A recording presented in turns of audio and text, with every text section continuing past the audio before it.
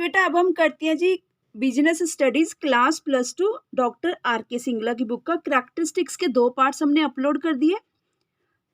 Total 14 points है, ठीक है जी। अब 10th नंबर तक हो गया। अब हम देख रहे हैं जी 11th नंबर पॉइंट्स।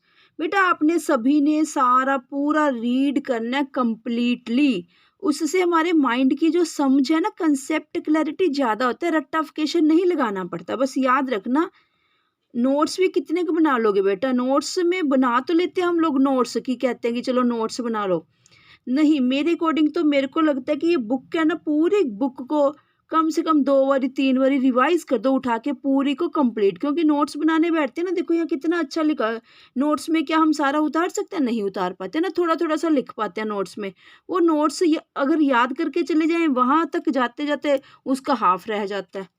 तो पूरा बस आपने ये थॉरोली स्टडी करना है बेटा।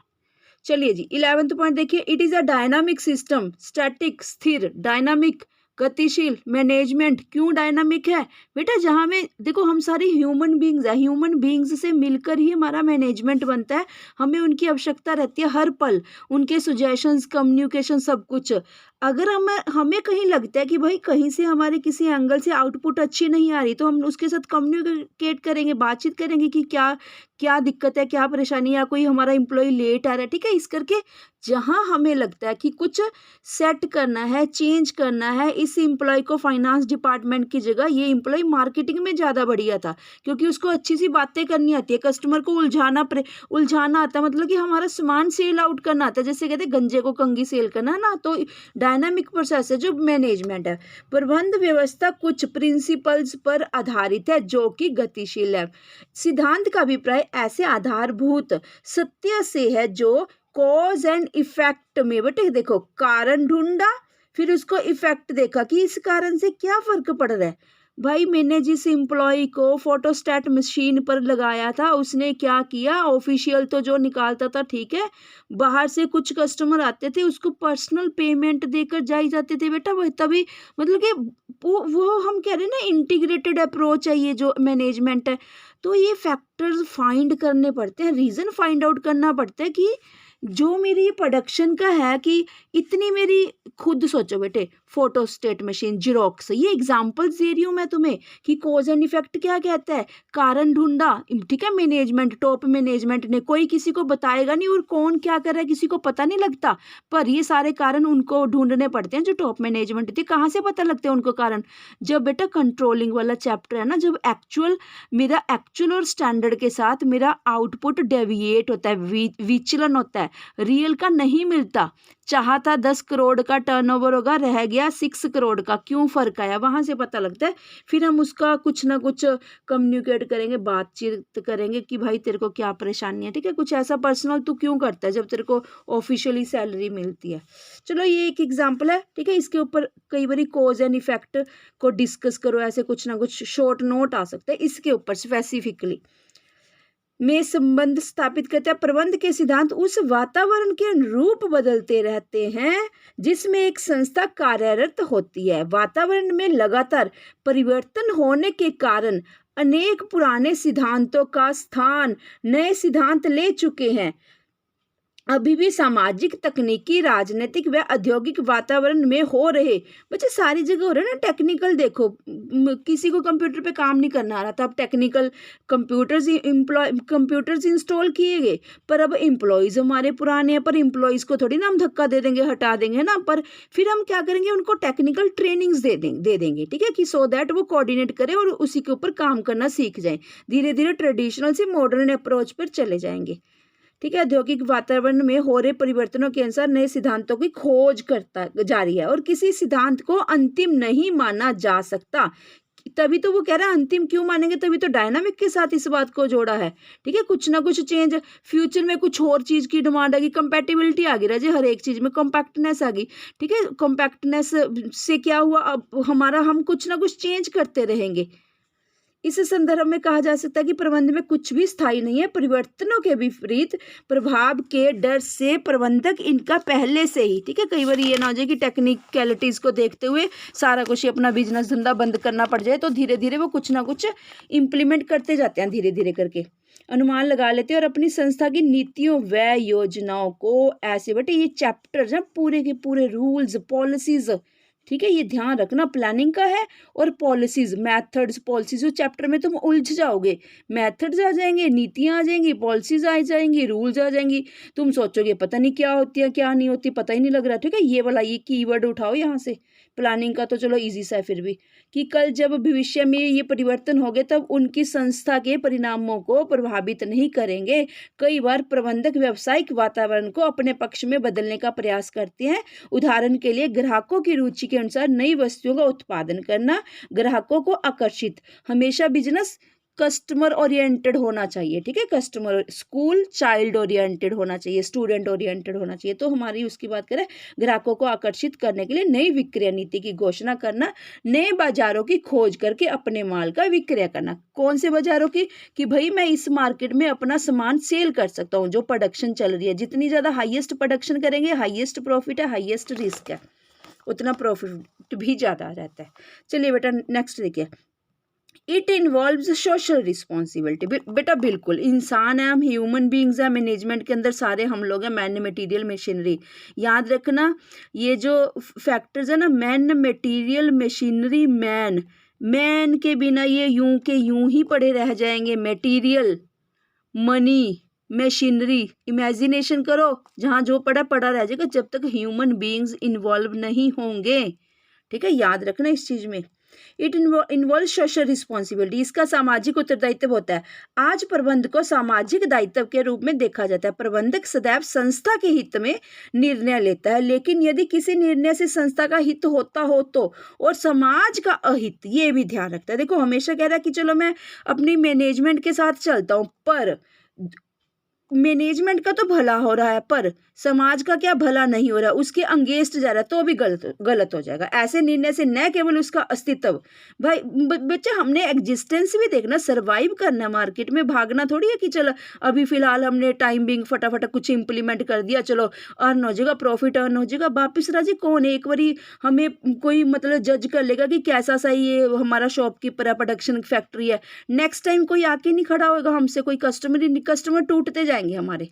ठीक है जी, कितनी प्यारी लाइन लिखी हुई है। समाज का अहित तो ऐसे निर्णय से न केवल उसका अस्तित्व खतरे में पड़ जाएगा बल्कि उसका पतन भी, सरवाइव ही नहीं कर पाएगा। कहता यही नहीं पता लग रहा कि वो रह भी पाएगा या खत्म ही हो जाएगी पूरी उसकी इंडस्ट्री। दूसरे शब्दों में प्रबंधक के किसी भी ऐसे निर्णय को स्वीकार नहीं किया जाएगा जो एक पक्षीय हो। ठीक है, एक पक्षीय मतलब सिर्फ संस्था के लिए नहीं, दोनों तरफिया होना चाहिए, संस्था के लिए भी भला होना चाहिए और मेरी सोसाइटी, समाज, कम्युनिटी स्मॉल शब्द होता है, सोसाइटी पूरी सोसाइटी आ जाती है, कम्युनिटी होती है कोई स्पेसिफिक काम के लिए टास्क करना कुछ भी।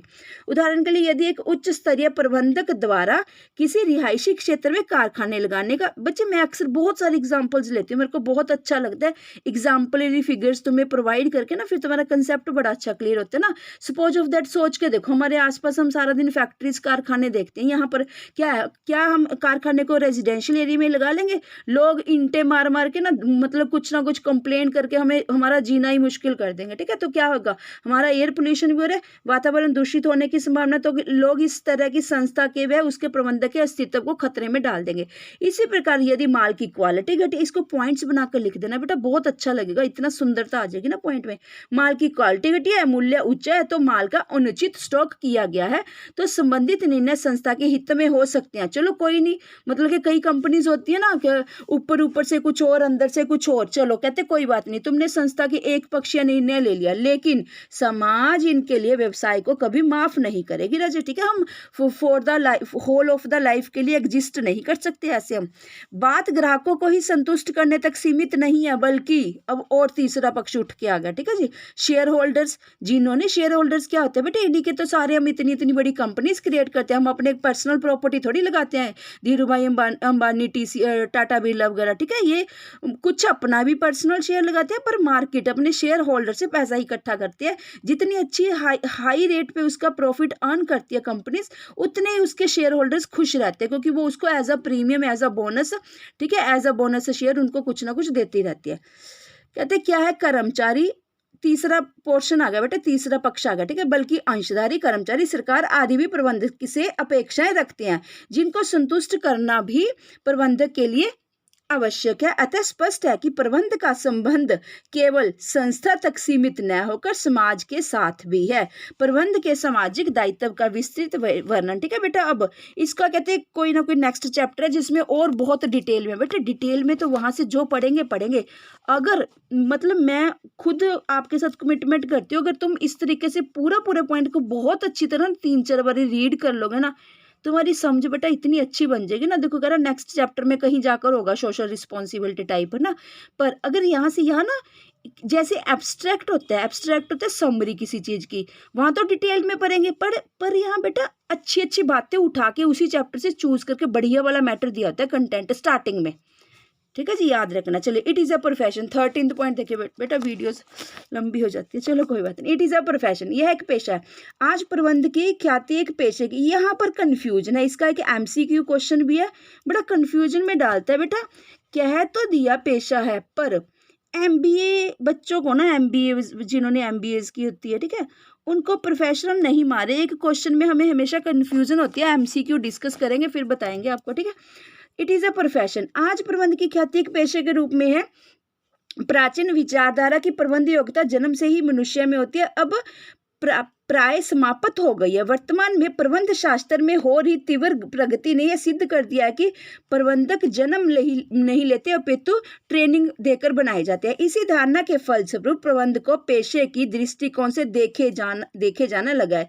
विश्व के अनेक विकसित देशों जैसे America, England, Germany, France, Japan आदि ने प्रबंध को एक स्वतंत्र पेशे के रूप में स्वीकार किया है। हमारे देश में भी पूंजीपति प्रबंधकों का स्थान पेशेवर प्रबंधकों ने ग्रहण करना आरंभ कर दिया। आज स्थिति यह है कि किसी व्यक्ति को एक व्यवसाय का प्रबंधक केवल इसलिए नहीं बनाया जाता है उसने व्यवसाय में पूंजी लगाई है या वह पूंजी लगाने वाले का संबंधी है, रिश्तेदार है, बल्कि इसलिए कि उसमें प्रबंध की योग्यता है, MBA की प्रोफेशनल डिग्री है। एंटरप्रेन्योर्स को हम क्या देते हैं, उसके बदले प्रॉफिट देते हैं। एंटरप्रेन्योर्स हम अपॉइंट कर लेते हैं, जो मालिक होता है, ओनर होता है। ठीक है जी, इसी आधार पर प्रबंधकों को भी डॉक्टर प्रोफेशनल डिग्री है, ठीक है जी, डॉक्टर्स हो गए, MBBS डॉक्टर्स हो गए, एडवोकेट्स हो गए, टीचर्स हो गए आदि की भांति पेशेवर व्यक्ति माना जाने लगा है। प्रबंध को पेशा माने जाने के संबंध में विस्तृत वर्णन अगले अध्याय में किया गया है। ठीक है, इसके बारे में बच्चे जब नेक्स्ट में ना थोड़ा सा कॉम्प्लिकेटेड कर दिया, वहां कहता है कि ये प्रोफेशन नहीं माना गया अभी पूर्ण रूप से, कुछ जगह तो मानने, तो इसको भी प्रोफेशन के रूप में नहीं माना जाएगा, जो MCQs का क्वेश्चन है। ठीक है, मैं आपके साथ डिस्कस करूंगी, कोई बात नहीं। 14th वेरी इंपॉर्टेंट, ये सारे बेस बना रहे नेक्स्ट चैप्टर का, इसका thoroughly chapter next. Science and art both है बेटा, ये मैनेजमेंट, ठीक है, आर्ट भी सिखाती है। फैक्ट्री लगाई है, क्या फैक्ट्री लगा के वहां पर जो रॉ मटेरियल आएगा उसको ऐसे भर देंगे रूम में अपने फैक्ट्री में। कोई आर्ट क्या होती है, आर्ट होती है कला, कि किसी चीज को किस तरीके से तुम उसको डेकोरेटिव वे में प्रेजेंट करते हो कि कोई देखना है कि हाँ भी दिखाओ कितना रॉ मटेरियल है, तो ऐसे ही उसको कोई कलर्ड डिब्बे कोई कहाँ फेंक रखे होंगे, कहीं कहाँ फेंक रखे होंगे जो रॉ मटेरियल मंगवाया। मान लो हम साइकिल के असेंबलिंग करते हैं, सपोज ऑफ दैट साइकिल की असेंबलिंग करते हो, तो साइकिल के जो स्पेयर पार्ट्स है वो तो कहीं से मंगवाते हैं ना, तो उसको असेंबल करके प्रॉपर असेंबल तो साइकिल बना के सेल आउट करेंगे, हमारी फैक्ट्री है। जो पार्ट्स मंगवाते हैं बेटे उसको किसी सिस्टमेटिक वे से आर्ट वे में प्रॉपर रखेंगे ना, सो दैट देखने वाले को भी और माल निकालने वाले को भी बढ़िया रहे। तो आर्ट इसलिए, साइंस कुछ रूल्स फॉलो करती है। यह प्रबंध की प्रकृति का एक मुख्य पहलू है। प्रबंध में कला तथा विज्ञान दोनों की विशेषताएं पाई जाती है। मोस्ट इंपॉर्टेंट पार्ट है बेटा, ये ध्यान से कर लेना बच्चे। कला का अभिप्राय किसी कार्य को व्यवस्थित ढंग से करने की। घर में भी हमें एक कला, आर्ट एंड कला दोनों ही, हमारा घर भी हर एक जगह, जब तक हमारी जिंदगी है और जब तक डेथ है तब तक हम साइंस एंड आर्ट में ही जीते हैं। किसी कार्य को व्यवस्थित ढंग से करने की एक पद्धति है। इस संदर्भ में प्रबंध को कला इसलिए कहा जाता है क्योंकि प्रबंध प्रक्रिया में प्रबंधक को मानव समूह के साथ कार्य करना होता है और एक कुशल प्रबंधक हर कार्य को व्यवस्थित या क्रमबद्ध तरीके से करने का प्रयास करता है, जैसे मानवीय एवं भौतिक साधनों में समन्वय स्थापित करता है। दूसरी ओर प्रबंध को अब साइंस विज्ञान कहा जाता है क्योंकि विज्ञान की ही भांति इसके भी कुछ रूल्स एंड रेगुलेशंस है, निश्चित सिद्धांत एवं नियम है जो प्राय सामान्य रूप से लागू होता है। उदाहरण के लिए, अब अलग लिख देना उदाहरण आगे। सपोज ऑफ दैट, कार्य विभाजन एवं डिपार्टमेंटलाइजेशन, ठीक है जी, कार्य विभाजन एवं विशिष्टीकरण, का सिद्धांत स्पेशलाइजेशन सभी क्षेत्रों में लागू होता है। इस सिद्धांत का अभिप्राय है कि यदि कार्य विभाजन योग्यता एवं रुचि के अनुसार किया जाए। ठीक है बेटा, देखो मान लो कि कम पढ़ा लिखा है, क्या उसको finance department they they? It is not possible. ठीक है, तो हम क्या देंगे उसको? चलो कुछ ऐसा सा काम दे देंगे जहाँ पढ़ाई लिखाई की जरूरत नहीं है, फोटोस्टेट मशीन पे ही लगा देते हैं उसको, या सुपरवाइजरी पे लगा देते हैं उसको, या कुछ पैकिंग वर्क पे लगा देते हैं उसको ना। योग्यता में रुचि के अनुसार किया जाए तथा एक व्यक्ति को बार बार ये स्पेशलाइजेशन की, देखो ये बड़ा विशिष्टीकरण इसकी तरफ इशारा कर रहा है कि एक ही व्यक्ति को जब हम बारी बारी वही काम देंगे ना तो स्पेशलाइजेशन आ जाएगी, स्किल आ जाएगी बेसिकली उसके अंदर। एक व्यक्ति को बार बार एक ही कार्य सौंपा जाए तो उसकी कार्यकुशलता में वृद्धि होगी। अतः प्रबंध कला एवं विज्ञान दोनों है। इस संबंध में और अधिक जानकारी नेक्स्ट चैप्टर्स में आएगी बेटा। ठीक है, एक जब हम ये करैक्टरिस्टिक्स पढ़ रहे थे ना बेटा, ये छोटा सा मेरा टॉपिक यहाँ रह गया था। एक्चुअली इनके ऊपर ना कई बार शॉर्ट नोट आ जाते हैं, मेरे को इसलिए रहता है ये टूल किट्स को जरूर डिस्कस किया जाए। प्रबंध एक सामूहिक प्रयत्न, एक महत्वपूर्ण जानकारी। Management is a group effort and important. यहाँ पर यह स्पष्ट समझ लेना जरूरी है कि प्रबंध की समूहों के रूप में, यानी कि मैन मटेरियल मनी, सारे के सारे मैन मनी मटेरियल मशीनरी के रूप में पहचान केवल बड़ी संस्थाओं के संदर्भ में ही है, क्योंकि इनमें विभिन्न प्रबंधकीय स्तरों पर अनेक प्रबंधक नियुक्त किए जाते हैं। दूसरी ओर छोटी संस्थाओं में केवल एक प्रबंधक से भी काम चल सकता है जो सभी गतिविधियों को स्वयं ही करता है।